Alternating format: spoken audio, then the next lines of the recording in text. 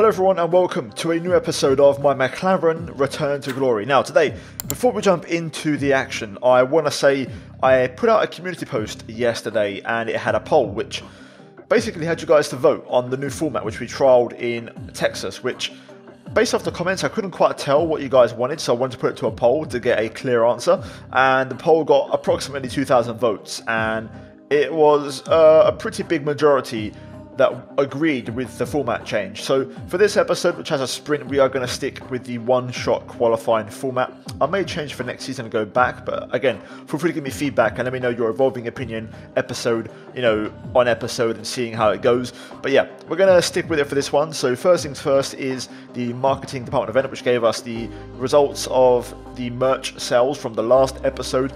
We then have upgrades to make, and we're going to go for the calipers, which is the only one I can afford right now, and we're going to get that on the car for Vegas, which will be in a couple of races time. Now, like I mentioned, this is a sprint weekend. Now before we jump into it, guys, spoiler warning in a couple of seconds, so if you haven't seen the last episode, guys, go check it out. It blows the championship wide open, so link in the top right to the Mexican Grand Prix. This weekend we have rain in qualifying, and as for the performance chart, you can see we are third. Mercedes have brought upgrades. They're responding to the pressure that's building. We have got 3 podiums in a row and the last 2 races have been race wins. We are on a pretty good hot streak, and you can see in the Drivers' Championship we are currently second, and to be fair, a race win behind George Russell now. The gap has really come down. We are 33 points behind, sorry, and we can definitely claw that back now with 4 races remaining. Lando P10. The Constructors is less likely, I think, because Lando has had some bad races / some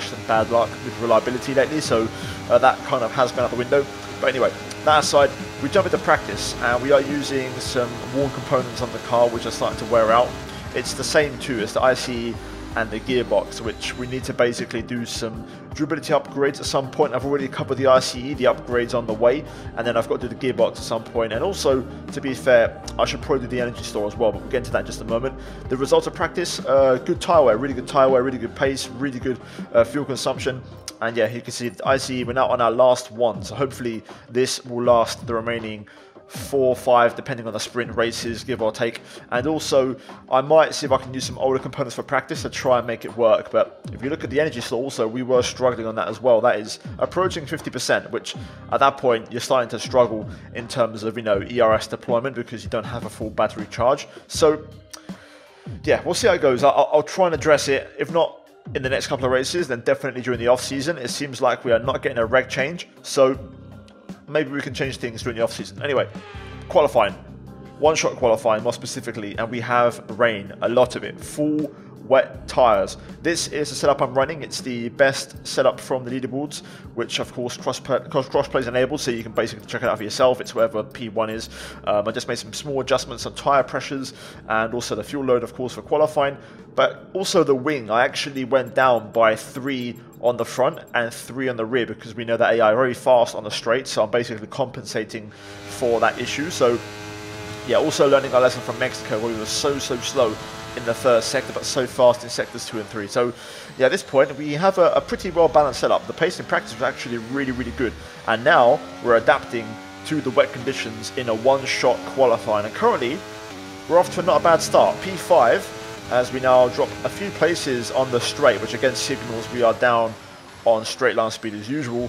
Heading through turn 4 though, you can see we find a load of positions back. Even with oversteer, we gain a lot, so again signaling towards possibly high downfalls, better cornering, which is going to help us a lot, especially in this wet qualifying on a single flyer. And we now make our way into sector 2. You can see we're back into P1 as we start to go into the real slow section, and where you need that downfalls and that mechanical grip in these conditions. And to be fair, it's a bit of a scruffy lap. I'm oversteering, trying to adapt to the conditions, but we're finding time, and I can just basically get the car fired up better than others around me in this part of the racetrack. So we're doing a better job, and we actually go purple in sector 2. So a little bit wide of the apex at the final corner, but this looks decent. Now it's going to be a run to the line. Do we have the straight line speed and horsepower to hold on to provisional pole.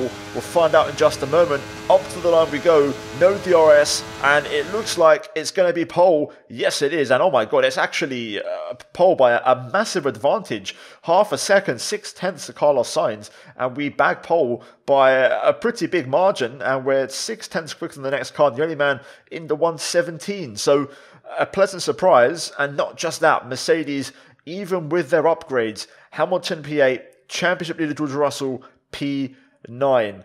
So that is big, really, really big. Of course, we have the sprint to go into now, and then we, of course, have the main race.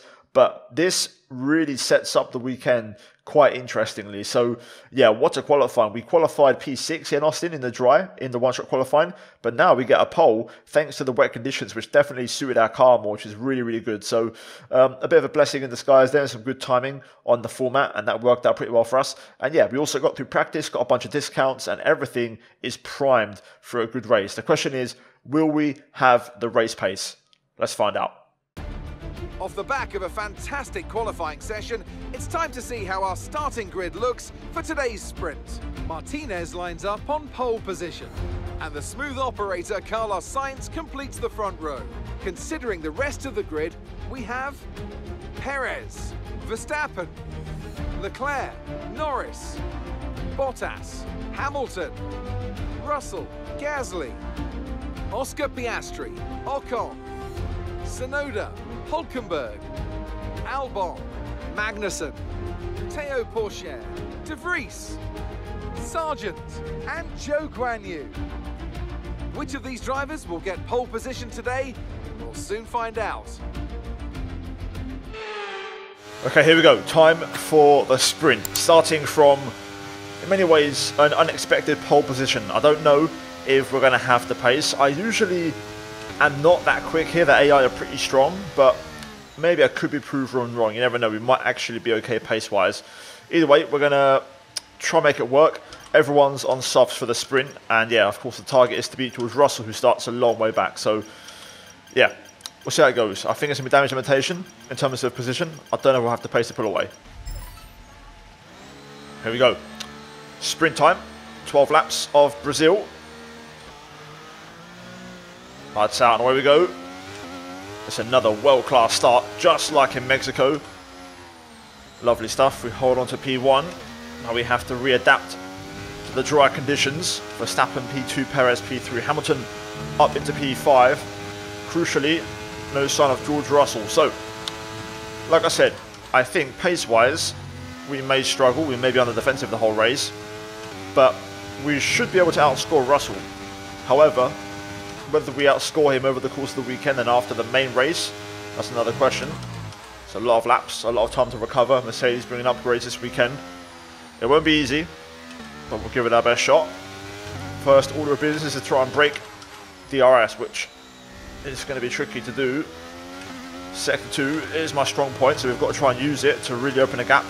And we'll have to use all the battery as well to really pull away here, or at least maintain an advantage on the straights.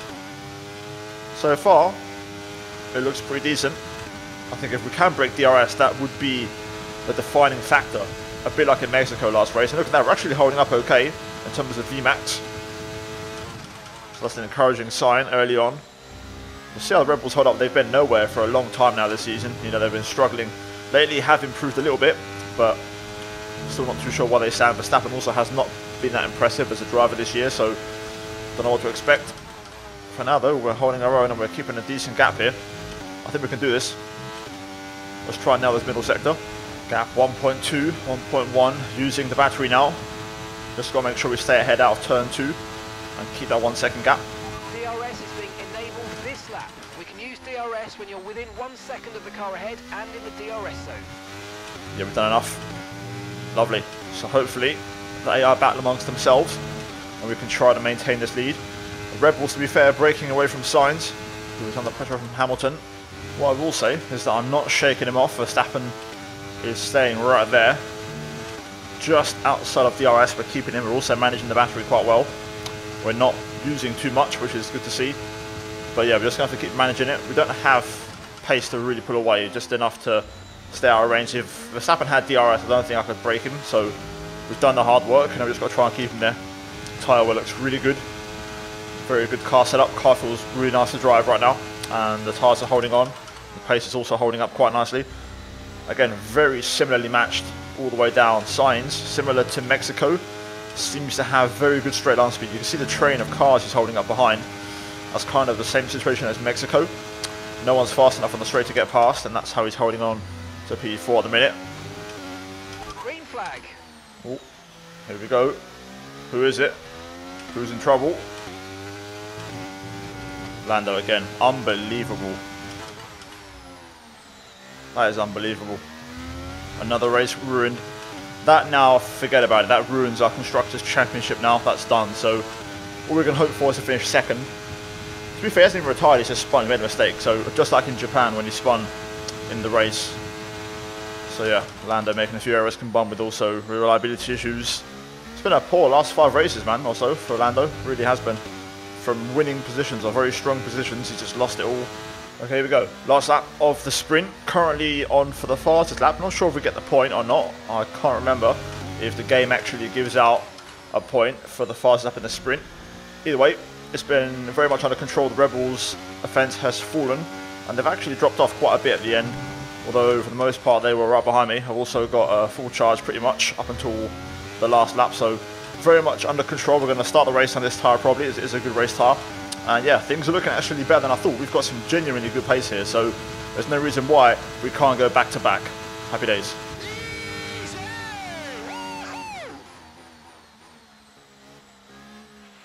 Top job, mate. Top job. Yes! I was a bit worried about this one at the start of the weekend, but man, you pulled through. Thank you. Well done.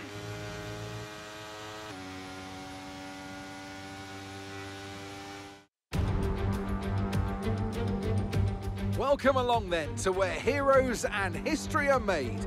It's where the 2008 title was decided in the very final corner. And just 1 year later, Jenson Button stormed through from 14th on the grid to claim his one and only Drivers' Championship.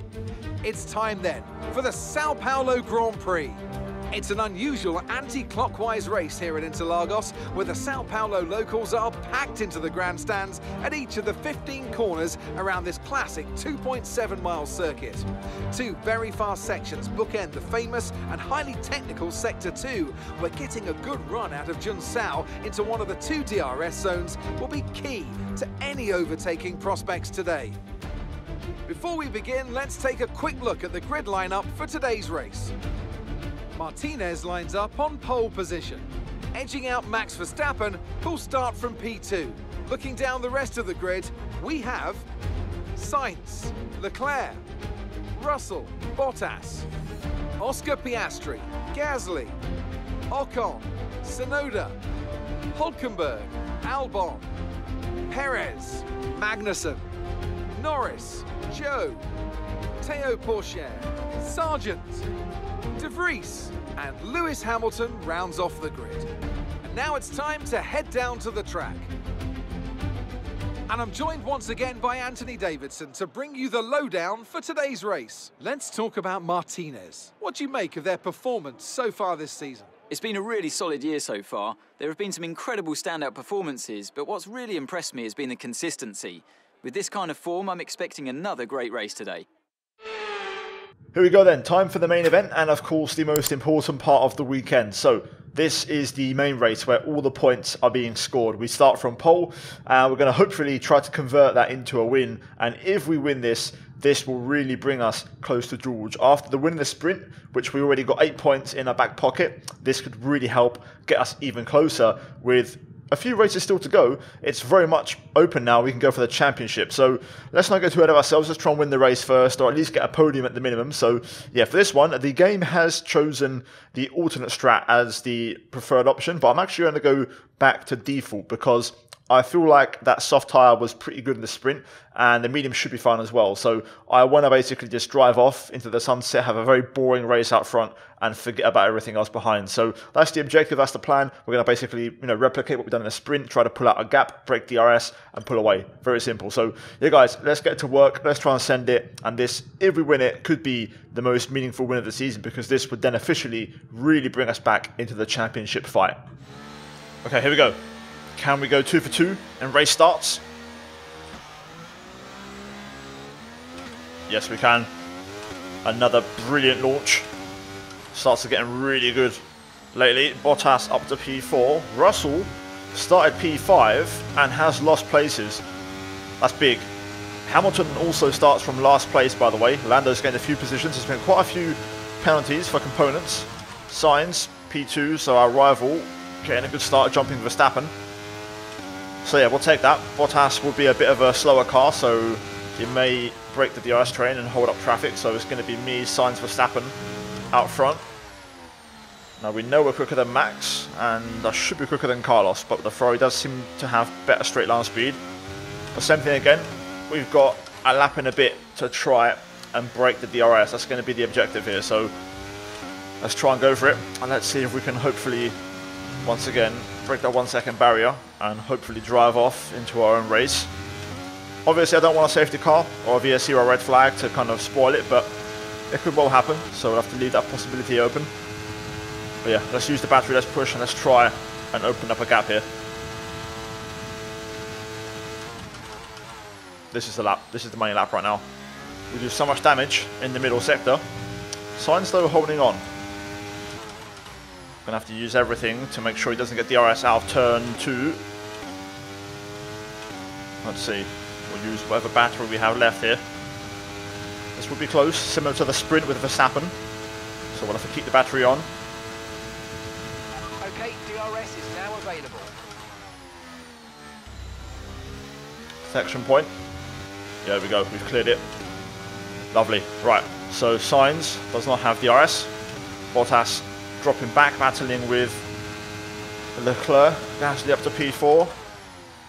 Let's see if we can increase the gap. Maybe Sainz can battle with Verstappen. Verstappen through. Or not quite, and they're battling, which is going to help us out quite a lot. Sainz stays ahead for now though. Warning, track limits. Very close, but first one of the race. Leclerc now battling with Bottas and Russell. Okay, so we're leading our teammate by 12.3 seconds. Okay, they're on old softs. They're in 13th place. Time last lap was a 1 minute 09.7. So Verstappen through on Sainz. I was asking for an update on Lando, who's currently P13, as it happened. What I want to do is I don't want to ruin Lando's race on strategy. I may pit a bit earlier to see if Lando can pit a bit earlier and maybe get himself in the race. Okay, be careful. We think you're going to start losing some tyre grip anytime now. My tyres feel pretty good. I'm pretty happy on these, which tells me I've got good tyre wear. So we'll see. Like I said, I may pit a bit earlier to maybe help out Lando, who is currently stuck behind Perez and an AlphaTauri, I think. The AI are pretty incompetent. They're not able to overtake anymore with these maxed out cars on the straights because they're all so fast. There's no difference. So an undercut is a more suitable option. So we may bring her in a lap early or so just to see if Lando has the IQ and the game has the IQ to let him pit. A lap that I would have pit. So I've been pushing these last couple laps to open up a gap. I'm going to pit this lap a lap earlier than scheduled, and we're going to go for the hard tyre rather than the medium. So I'm sacrificing my own race a little bit and also potentially some pace, so Verstappen may gain in the next 10 laps or so, but we'll be stronger at the end, and also we leave a fresh medium available if we were to need it. So into the pits we go. We'll strap on the hards, we'll take it nice and easy, slow it down. So the plan here is to go to the hard tyre. Now my idea is to go a lap earlier to let Lando have a free pit box this lap if he wants to pit and try to undercut some of those cars ahead.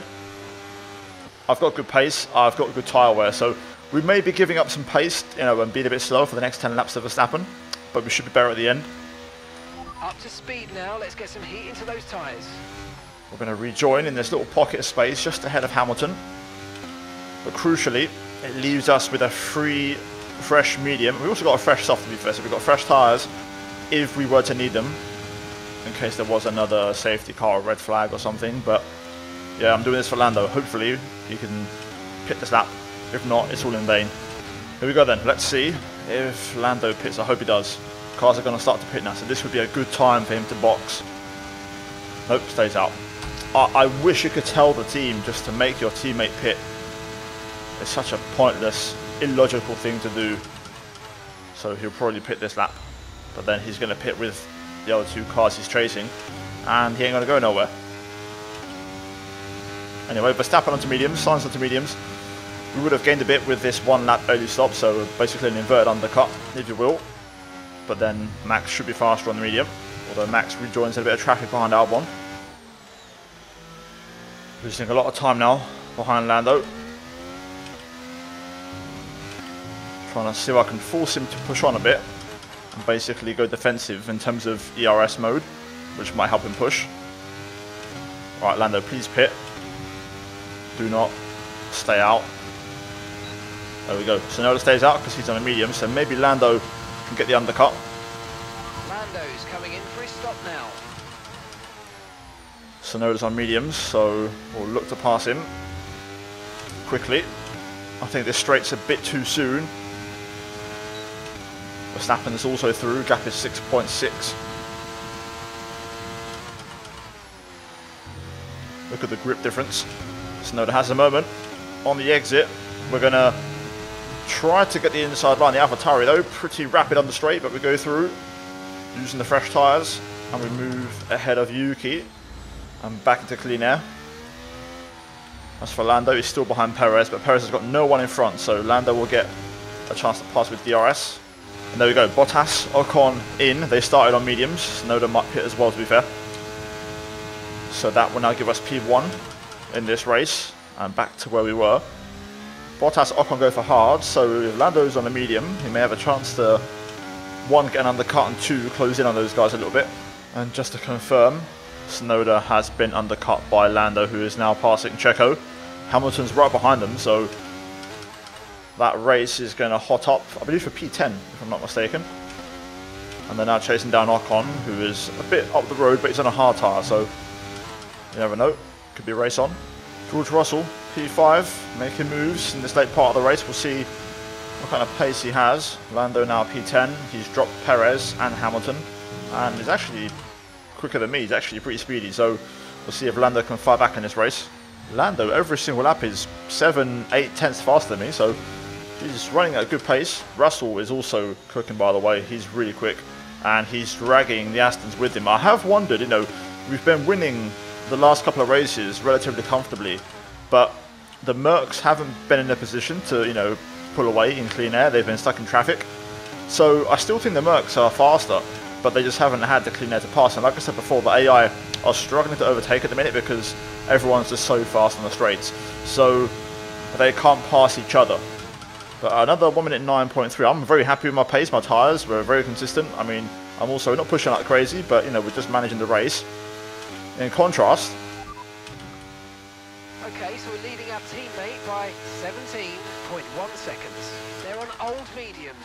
They're in 10th place. Your last lap time was a 1:08.4. Lando 9 tenths quicker than me in that last lap, you know, so he's flying. I hope for his sake, in a way, Russell arrives to the 3 cars ahead, and basically it's just a big scrap from P2 down to P9, and they all just lose time battling. That might help bring Lando back into play. Not that any overtakes are going to get done, but you never know. Better than nothing. Gasly just overtook Sainz, I think. Yeah. And Verstappen has managed to break the RS in the process, but this is now going to bring Russell into play, and all the cars he's dragging with him. Lando's pace has dropped, and that's no coincidence because Verstappen's pace has also dropped. I'm starting to pull away again. The gap was like 4.6, so I think the mediums are starting to hit the end of their life cycle. So now we're going to have the advantage. It's a bit like the first stint and also in the sprint. Like suddenly there's a big like sudden drop off with that ER's pace with their tyres, and now we're back on top again. Here we go, last lap of the race then. Very, very controlled race, very professional, great pace, strategy on point, and the car felt phenomenal. The setup is really good. The one that I used, that I showed at the start of one-shot qualifying, is really good. Good pace, good tyre wear, everything just working out beautifully. Lando's going to fall just short of P9. He's catching Ocon, but he's going to run out of time and laps to get there. Ocon on the hard tyre, so it's going to help him out. But this is a massive win. Russell P5.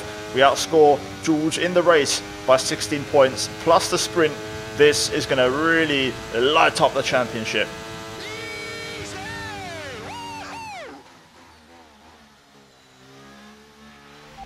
fantastic drive. That's just fantastic. Amazing. You deserved that race win. Well done, mate.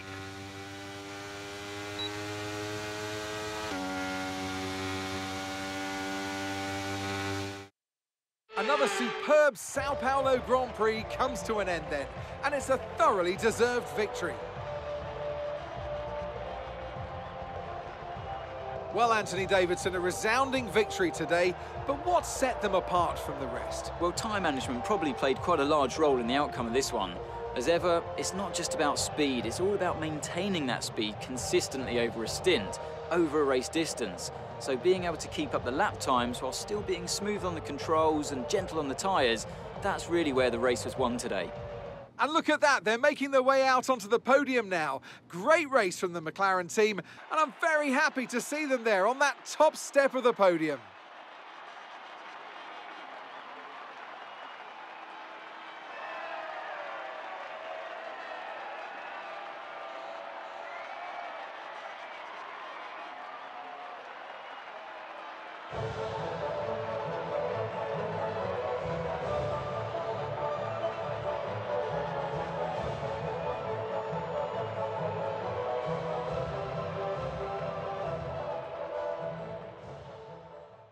What a weekend. This has been exactly what we needed for the championship. So we pick up both wins and also the fastest lap. It was literally a perfect weekend. Pole, sprint win, race win, fastest lap, led every lap besides the one where we pit. So literally a 10 out of 10 weekend. Set up, beautiful, everything went well. I've never been so competitive at Brazil in years. Like, I can't remember the last time I had genuine race-winning pace at Brazil.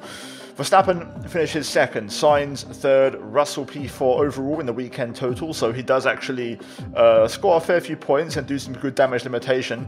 And also Lando gets a point in the main race, which we'll confirm now. So let's have a look at the final results. You can see Lando P10 finishes just behind Ocon, couldn't quite catch him.